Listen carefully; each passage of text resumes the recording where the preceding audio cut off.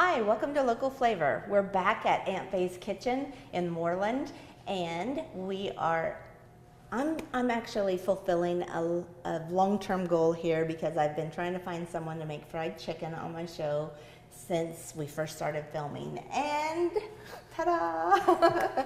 Blair Kirkpatrick agreed to do it for us. Now, Blair is from Nebraska but lives in Lenora now. And tell us how you found this fried chicken recipe. Well, it's kind of, I didn't find a recipe as much as I created it. I grew up in the kitchen with my mom, and she always fried chicken.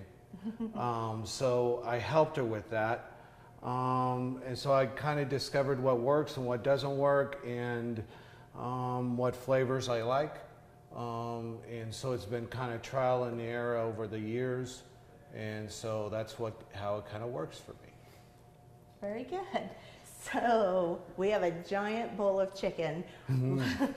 And you mentioned you have been soaking it overnight. So tell us what that is about. It's a very simple. You can marinate it or brine it in a number of different things. I just chose to soak it in water and kosher salt. What that does is that brings in the flavor into the meat so that you're not just getting the flavor from the breading itself. Soak it for 8 hours or overnight, and it brings that salt flavor, or at least a seasoning, through the meat while you're eating it. Don't you think it makes it moister too? It does. I think so. Especially if you're gonna, now I'm just gonna be cooking dark meat here, thighs and drumsticks, but especially if you're cooking breasts, you wanna have that, especially have it marinated, because they tend to dry out. Yeah, that's true. So. Okay, awesome. So what have we got mixed up already here? What I have so far is just some plain flour. That's going to provide the base of when we start breading the chicken. And I also have the binding mixture, which is just milk, and it's 3 cups milk and 2 eggs mixed together. And you used an immersion blender. Yes. So it's really mixed up. Yeah. I always just use a fork at home, and it looks a lot better. Which you can do either. The milk itself provides provides some moistness, and then the egg, it helps bind the breading onto the chicken. And you don't season this with anything? No. Okay. And I don't season the flour. Most of the seasoning comes in the breading mixture. Now, different people like to fry chicken differently. Sometimes you want to do a single breading, you just want to dredge it in the flour. If you do that, then you mix up the spices and you just sprinkle the chicken with the spices and then dredge it in the flour. And they don't put it in egg then? Oh, well, they do the binding mixture too. Oh, okay. But the seasoning actually goes on the chicken and not in the breading. Some people prefer that because a lot of times when you have the seasoning in the breading, sometimes it can burn onto the skillet. Okay. All depends on how it's cooking. The skillet I'm using an electric skillet. I like to use an electric skillet because you can control the heat better. And so the first thing I want to do is put the oil in the skillet and heat it up. The temperature I choose to heat the oil on is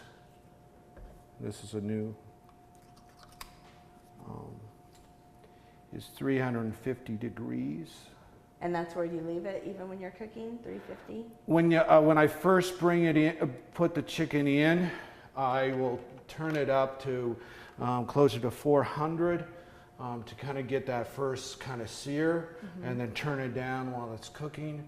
And then when you flip it, you want to turn it up a bit more because you're putting the cold surface down on. Okay. And then you turn them down again. You want to do most of the cooking at 350, otherwise you're going to burn the outside and not get the inside done. Do you put the lid on too to help? Yes. Okay. It also helps from grease flying. I have only tried to make fried chicken once, and it was a huge failure, and it was not cooked through, even though the outside got pretty crispy. So these are things I should have done. Great. And when you put in that oil, how did you decide how much to put in? Is it an amount or a depth? It's the depth. What you want is the oil to be about halfway up the chicken. Okay. So it doesn't look that now, but when you put it in, it's going to go up. Yeah. And then will you have to add more when you turn it over, or was that? No, not when you're turning it over, but the next batch you may have to add. It just all depends. Okay. Generally, the oil will stay pretty constant. You can cook a number of batches without adding oil. Yeah, probably because you have it at the right temperature, so it doesn't soak in as much. Right. If you have it too low, it probably soak. Which is also gets to when we start, when we get to start frying the chicken. We'll also talk about how to make it less oily. Okay, great. Okay, so the next thing I want to do is I want to mix up the breading mixture. So we want to start with the flour. And I have to confess that I do most of this by feel, but I'm going to try to follow the recipe today. So you want to go with about 2 cups flour. Is this just all-purpose flour? It looks kind of fine. Well, this is self-rising flour, which kind of helps a little bit, but regular flour would work as well. What I'm also putting in is 2 cup panko breadcrumbs. What this does is actually, I like these because they add the extra crispness on the outside. If you can't find panko, any sort of breadcrumbs will work. Okay. Do you know the difference between panko and regular breadcrumbs? Panko tends to be more brittle. Okay. And maybe larger pieces. And they use it a lot. That must be why they use it in Chinese food so much. Isn't that right? Right. Okay. Okay, so then we want to add the seasoning. I'm going to start with just salt. Now I use kosher salt, but you can just use regular Morton's too. I want 2 tablespoons. Do you want to tell us how much salt and water you put in your brine? It's higher concentration. Yes. You want to have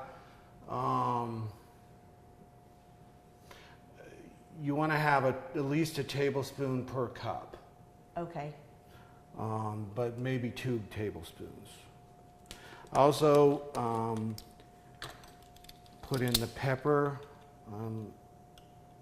I also do the same amount of pepper. I just wanted to point out that when you're brining the chicken, it's a much higher concentration of salt than if you're like salting your pasta water. So don't use the same measurements for both. And I'm also using the same amount of garlic powder. So 2 of everything so far. So far. Now you might go a little easier on the garlic. I like garlic.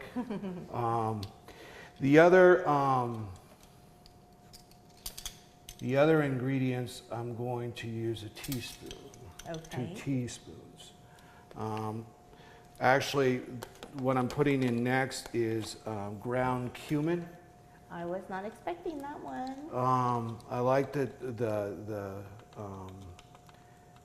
cumin smell and taste, but a little cumin goes a long way. So I'm only putting in 1 teaspoon. Okay. I'm also putting in 2 teaspoons of paprika, which adds a nice red color as well as it goes well with the chicken. And because a little goes a long way, 1 teaspoon of red cayenne pepper. I wasn't expecting that one either. And I have had your chicken before, and I would not have guessed that. So it must be pretty subtle. Or maybe you make it without it, you know, sometimes. Sometimes, and again, I'm measuring it out on this one, but I normally don't I normally just go by feel. Okay. And you were just mixing that with your hands? Yeah. Okay.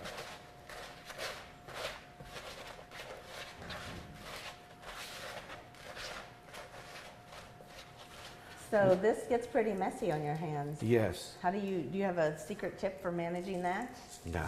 If anybody I'm also has any. noticing that the ratio of the flour to the crumbs is there's a little bit too much flour, so I'm going to add more crumbs. Okay. So you just kind of are doing it by feel. You yeah. could have probably another cup in there, so. Almost 3 cups of panko. And they're a little bit bigger pieces instead of just the fine crumb. Okay. The oil is hot, so we want to start right away with the putting it in. Okay. Since the chicken is still wet from the marinating, just put it in the flour first. Dredge it into flour. Okay. And you didn't have to rinse it. You just poured it off. I already rinsed it. Oh, you did rinse the marinade off. Okay. Yeah. Then you dip it in the binding fluid, and then dredge it in the breading. Now, how could you tell that was hot? By smell. Okay. It starts, and if you're using a regular just pan, it will start to smoke a little. Not smoke a lot. You don't want it to smoke a lot because then it ruins all the oil if it burns. Yeah, the oil starts breaking down.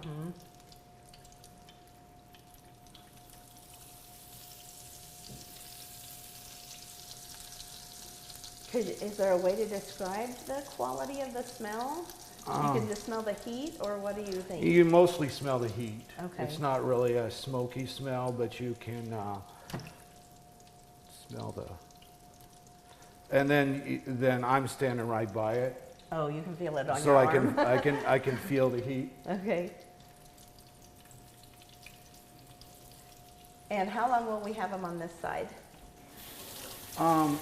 Each side you want to cook for about 10 to 12 minutes. Okay. You can kind of tell by the way the chicken looks. Okay.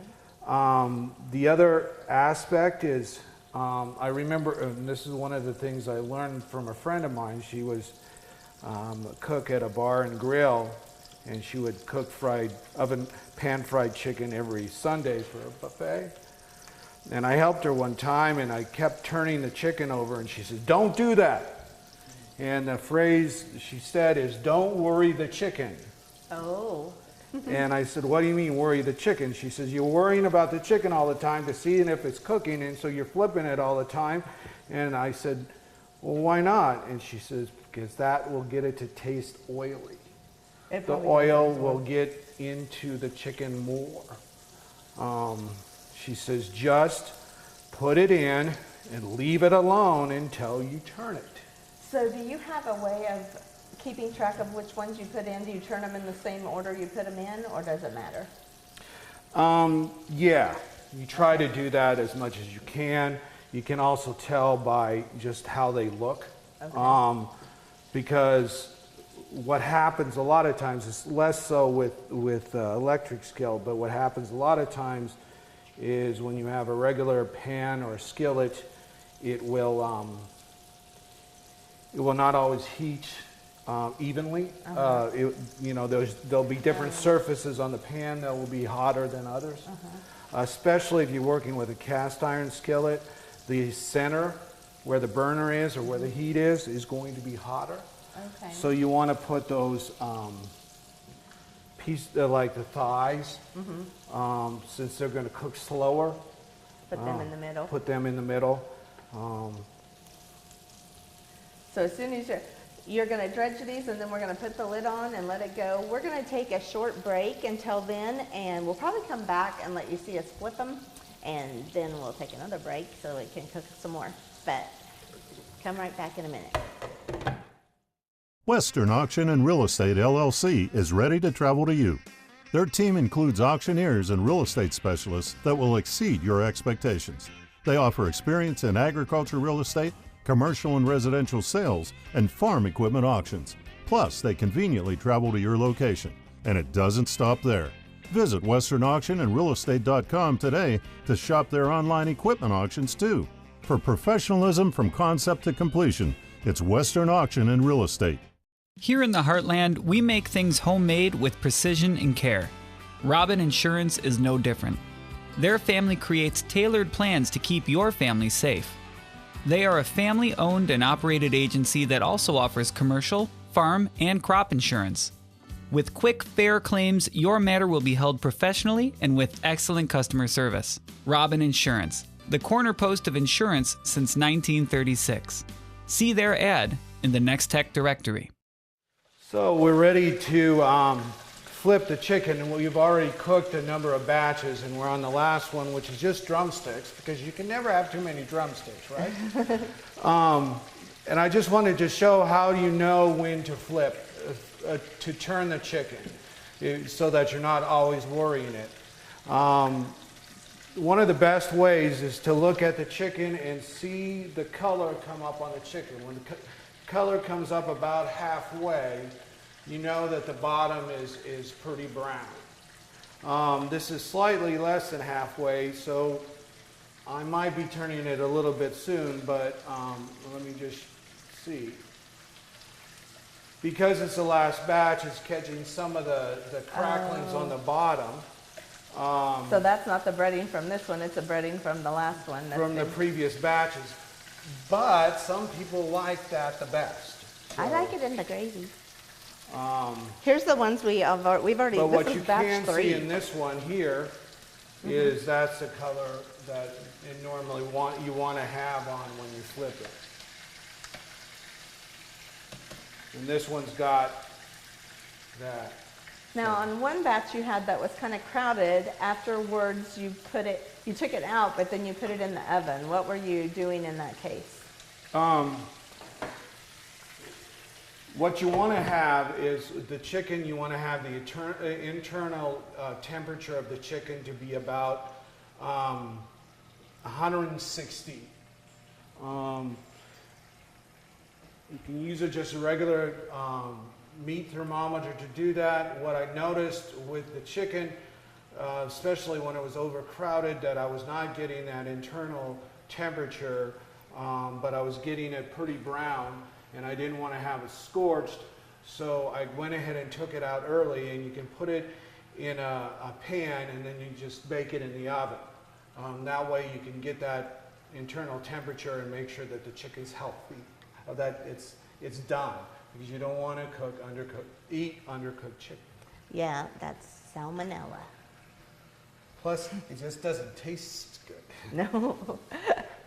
Okay, so On the cooking shows on Food Network, if they have a competition and someone's chicken is not done, they won't even taste it. right. It's sad. And if you don't wash your hands after handling the chicken, They won't taste it. They won't taste their other food. Well, So, it is a safety issue. so at the same time you are making some mashed potatoes, right? So we're boiling the potatoes. We'll see how close they are. They're definitely boiling. I need to have a fork. I'll get you one. Here you go. So how much, did you put salt in this water or no? No, Oh, those still look pretty, like they're not they're done. still pretty al dente. Okay, so why don't we go ahead and take a break then, and we'll come back when our potatoes are done and we're ready to take out these legs and make the gravy. Your house is more than just a house. It's a home for your family to grow. It's a place where you feel the most comfortable and can be yourself. Shop at Paul's Furniture Company in Selden so your family can select the perfect pieces for all the rooms in your house. With over 17,000 square feet of selection, they are sure to have the styles that will please everyone, even the kids. Visit Paul's Furniture Company in Selden, where they'll help you feel at home. Visit us online at paulsfurnitureco.com. Okay, welcome back. It is time to do the last takeout of our legs, and then what do you got going on?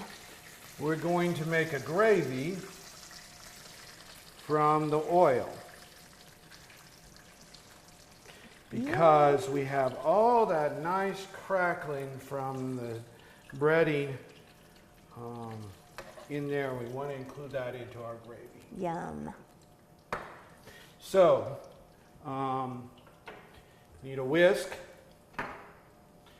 We're going to go ahead and use the flour that we used for when we were breading the chicken. And you sprinkle it lightly over the top. And I may not have enough flour. This is going to make a lot of gravy because there's a lot of oil in there. Okay. Do you want me to get you some more just in case? Yeah, we might. Okay. And what we're going to do with this is make the roux for the gravy. The roux is what provides the substance of the gravy. So when you add flour, it provides the thickening agent. A lot of people, instead of using flour, I'm using the flour because that's what's the most handy at times. A lot of people, instead of using the flour, will use cornstarch. The advantage of using cornstarch is it has a tendency to clump less, so that you don't have all those lumps in the gravy. And it thickens a lot too. Yeah, it thickens a lot, and sometimes thickens even better than the flour.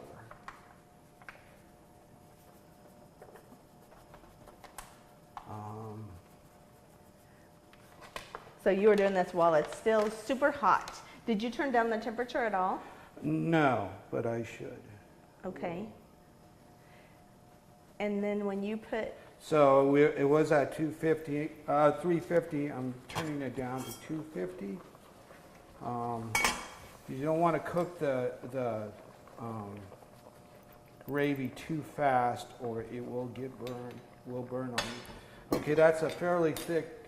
It's not a really thick roux. So now we want to add the milk. Just milk, no water? No. Yum, it's going to be nice and creamy.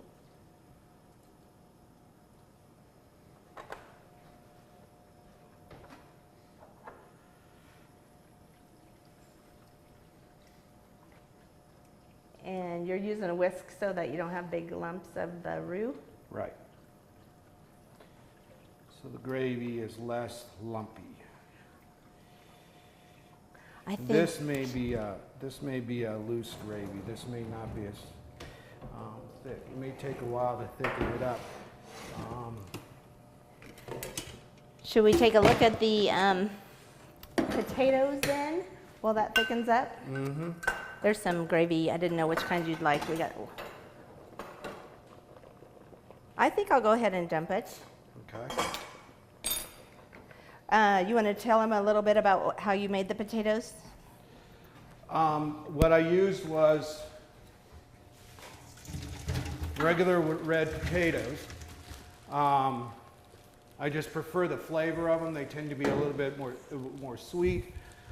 Also, when I use red potatoes, for mashed potatoes, I cut off different parts of it where it may be spots, and clean them really well, and then I'll just cut them up and use most of the skin in the mashed potatoes because the skin's got a lot of flavor in it, and I just like the taste of it. Okay, and I'm going to put in a couple tablespoons of butter. You said that's what you asked me to put in. And how much milk do you think? You want to give it a look? Probably at least a couple cups. Again, I tend to go more by feel than anything else.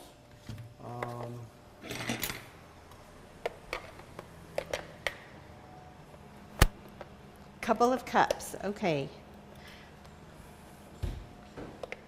And I'm going to use your mixer to beat it up. When do you put in the chives? When it's mixed. Well, I hope this one really works. You better fix this for me. It's on? Okay.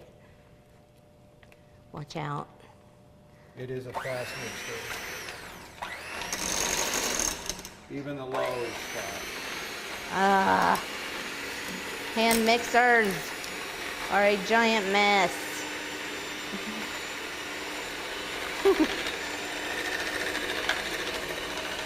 Now I know why you talked me into doing these.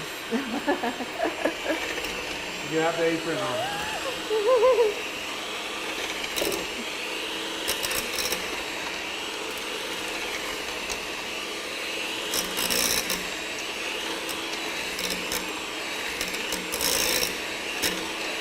I'm questioning the amount of milk.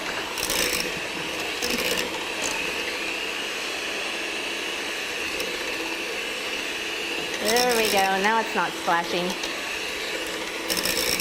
Did I add too much milk? Well, it was just splashing everywhere, but I think I'm getting more potatoes mashed up.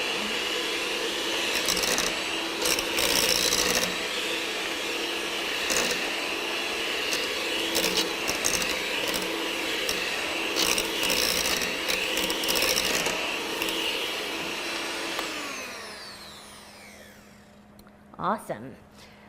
I know I just asked you this, but how much did you tell me to put in? You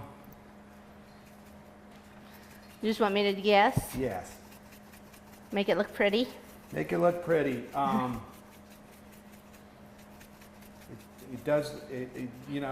It's a matter of taste of how well you like chives. Oh, I just wanted them to look pretty. If we did not want that much gravy, how would you get around not making so much? Well, the main thing would be is you just would take out some of the oil. Okay. The more oil you have, or the more grease you have, the more you need to add flour to make the roux. And then the more flour you have and the more roux you have, the more milk you need to have to loosen it up. So do you have a technique for getting it out without making too much of a disaster? Or do you just use whatever's left? That's probably what I would do. Most of the time I do whatever's left, but if I do need to make it smaller, then the best way to do it is just with a big serving spoon and just spoon it out. Okay. Well, my potatoes are done. And So the gravy is pretty much done. now how do you know that you need to add more milk? If the gravy is starting to clump up, I'm going to make you a plate real quick.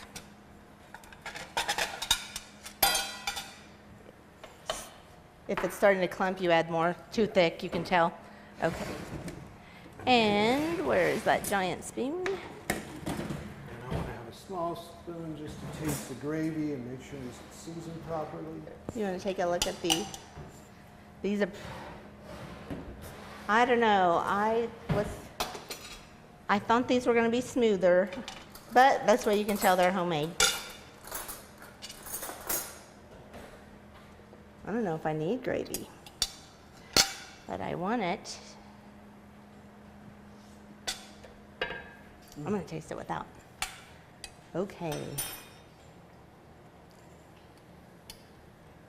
You can definitely tell it's red potatoes. I'm going ahead without you. Okay. Okay.